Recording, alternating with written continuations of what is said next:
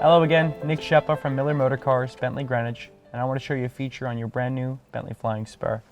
We're going to start with one of the most important things when driving, your music.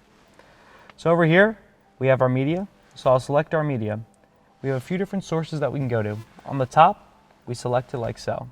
For example, I'm going to use FM right now.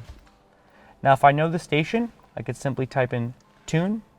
I could use this roller ball to select my station. Once I know what station I want, I'm going to simply press the star.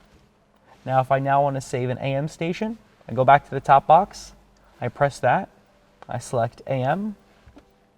I'll do the same thing if I know the station, I'll select tune, or I'll scroll through it right there. If I want this station right there, I'll go ahead and press the star, right there. And then I'll go ahead and look at presets right there, and it saves it on the bottom row right there. If you no longer want that preset, you can simply place your finger right on there and slide it up. Or you can rearrange them. If I have a recent that I played, I can grab it and bring it back down.